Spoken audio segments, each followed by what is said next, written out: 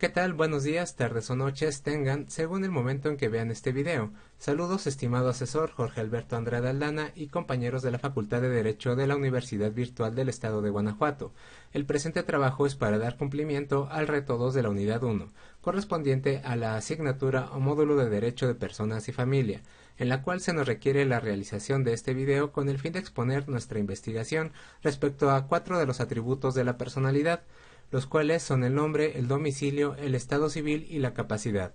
Mi nombre es Carlos Antonio Gómez Piers y doy inicio al reto 2 titulado La personalidad y su validación ante el registro civil.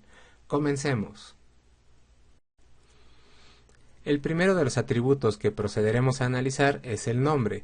El nombre es uno de los atributos más esenciales de la personalidad. De hecho, quizá podríamos decir que es el más esencial. Con él se distingue a una persona de las demás dentro de la sociedad.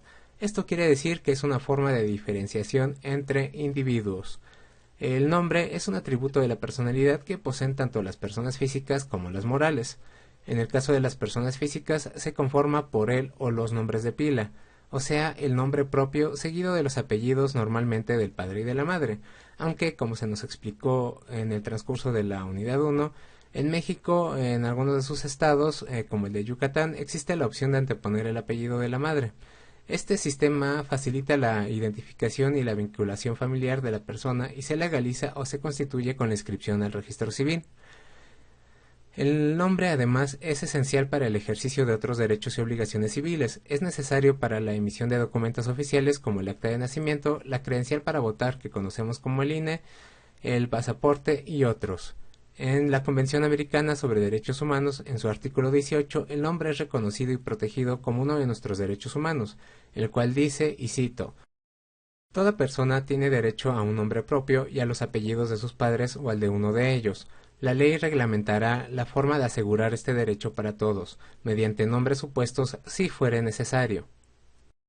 En cuanto a las personas morales, éstas obtienen el nombre en el acta constitutiva que las crea, y la personalidad jurídica se obtiene con la inscripción en el registro que corresponde, como puede ser, por mencionar un par, el registro público de comercio o en el registro de asociaciones civiles. Las personas morales deben también estar inscritos en el registro federal de contribuyentes. Dentro de las 4 actas que expide el registro civil que estudiamos durante esta primera unidad, podemos encontrar el nombre como requisito esencial en todas ellas. El acta de nacimiento no solo registra el nombre del recién nacido, sino que regularmente incluye los nombres de los padres, los abuelos y de quien lo haya presentado. En el acta de matrimonio se requiere el nombre de los contrayentes y, si es posible, el de sus padres, además del nombre de los testigos. Esto de acuerdo al Código Civil Federal, artículo 103. El acta de divorcio contiene el nombre de los interesados directos y el acta de defunción debe contener los nombres del difunto y, si se supieren, los nombres de sus padres, además de los nombres de los testigos. Artículo 119 del Código Civil Federal. El siguiente atributo de la personalidad que vamos a analizar es el domicilio. De acuerdo al artículo 29 del Código Civil, el domicilio es el lugar donde se reside habitualmente.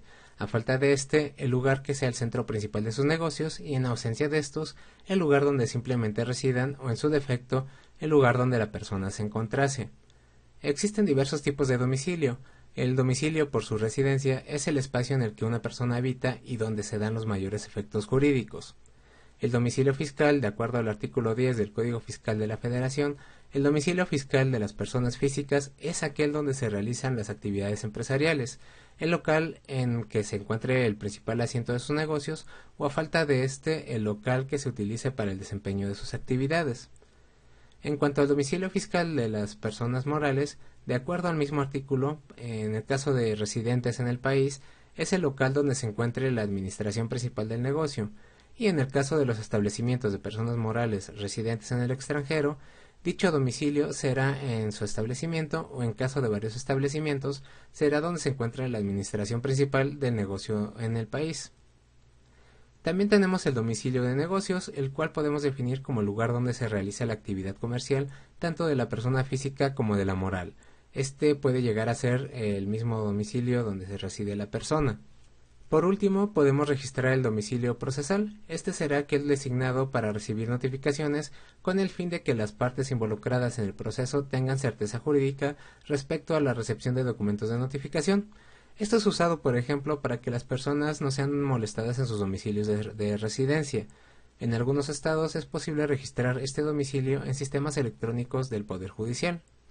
De acuerdo al Registro Civil Federal, podemos observar que el domicilio es requerido en las 4 actas del Registro Civil. Sin embargo, en las actas modernas podemos notar que este requerimiento está desapareciendo por no considerarse necesario para los propósitos de las mismas. Sin embargo, no quiere decir que este dato no sea requerido al momento de levantar dichas actas.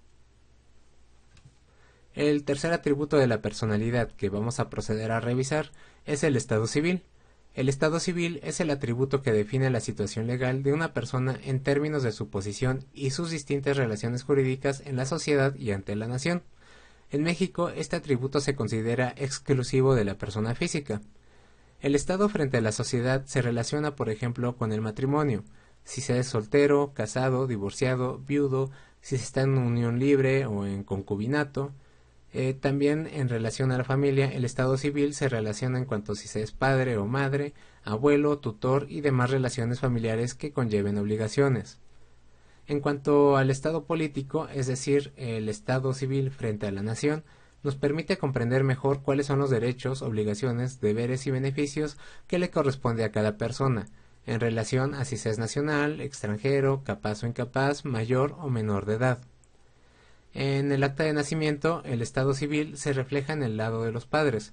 Si el nacido fue concebido fuera del matrimonio, se puede solicitar al juez que esto sea especificado en el acta, mientras que si ha nacido el niño dentro del matrimonio, se asentarán los nombres de los padres y sus abuelos.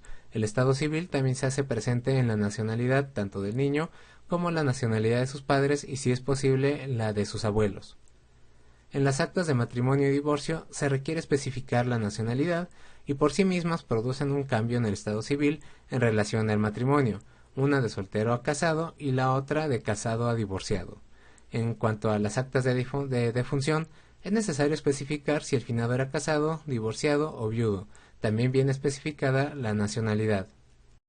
El cuarto y último atributo de la personalidad que vamos a analizar es el de la capacidad, lo cual es un tema de gran interés. La capacidad dentro de los atributos de la personalidad es la facultad exclusiva de las personas de tener obligaciones y derechos. Entendemos como capacidad de goce a la aptitud de tener derechos y obligaciones. Esta capacidad se obtiene desde el nacimiento y se pierde con la muerte. Aunque la capacidad de goce es para todas las personas, existen limitaciones que dependen de distintos factores, como la nacionalidad, si se es mayor o menor de edad, o si se cuenta en pleno uso de sus facultades mentales. Como ejemplo, se nos indican las lecciones de la Unidad 1 sobre Derecho de las Personas y Familia que las personas extranjeras no pueden adquirir bienes inmuebles en las costas nacionales, y se les restringe a ciertos funcionarios trabajar en la iniciativa privada por un tiempo determinado. Otro ejemplo es la restricción por parentesco, en el cual no se le permite a un albacea el adquirir bienes de un incapacitado. La capacidad de goce se puede clasificar en 3 grados. El grado mínimo de la capacidad, que son los derechos que se le dan al ser concebido pero aún no nacido. Los menores de edad, los cuales tienen algunas restricciones, como por ejemplo el no poder votar. Y como número 3, a los mayores de edad que no tienen pleno uso de sus facultades mentales. Por otra parte, tenemos la capacidad de ejercicio, que como su nombre refiere, es la aptitud de usar dichos derechos y obligaciones por uno mismo. Son las capacidades para celebrar actos jurídicos a nombre propio. Esta capacidad está sujeta a las restricciones antes mencionadas, y se considera que no se tiene capacidad plena hasta que se cumple la mayoría de edad, que en México es a los 18 años. En el caso de los menores de edad emancipados y los mayores que no tienen pleno uso de sus facultades mentales o incapacitados, pueden completar su capacidad por medio de sus representantes legales que ejerzan la patria potestad o la autoridad judicial que la supla. Podemos encontrar en los artículos 22 y 23 del Código Civil Federal los fundamentos de la capacidad. Respecto a la capacidad de las personas morales, esta queda plasmada en los artículos 26 y 27 del mismo código, los cuales hablan de sus obligaciones y derechos. La capacidad de goce y la capacidad de ejercicio son esenciales para la celebración y el reconocimiento de los actos jurídicos registrados en el Registro Civil Mexicano. La capacidad de goce permite a las personas ser sujetos de derechos y obligaciones, desde el nacimiento hasta el fallecimiento. Esta capacidad es el fundamento para que los eventos de nuestra vida, como el nacimiento, el matrimonio, el divorcio y el fallecimiento, sean registrados y reconocidos legalmente, es decir, de forma oficial. La capacidad de ejercicio, por su lado, facilita la participación activa en estos actos jurídicos.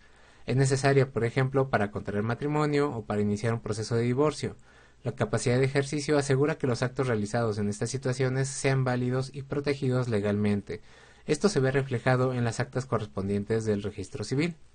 Las actas de nacimiento, matrimonio, divorcio y defunción no solo documentan los eventos cruciales de la vida de una persona, sino que también garantizan la protección y la validación jurídica de estos actos conforme a la capacidad de goce y ejercicio.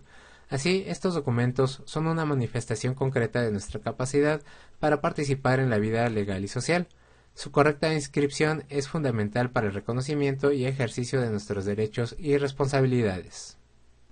Dicho esto, y con esta cara de sueño, concluyo el presente trabajo audiovisual agradeciéndoles el grandísimo favor de su atención. Espero haber cumplido lo mejor posible con lo requerido para este segundo reto de derecho de las personas y familia. Deseo que la información expuesta les haya sido de utilidad. Gracias especiales a la UBEG y a mi asesor Jorge Alberto Andrade. Para mis compañeros, mis mejores deseos, que tengan el mejor de los éxitos. Hasta la próxima.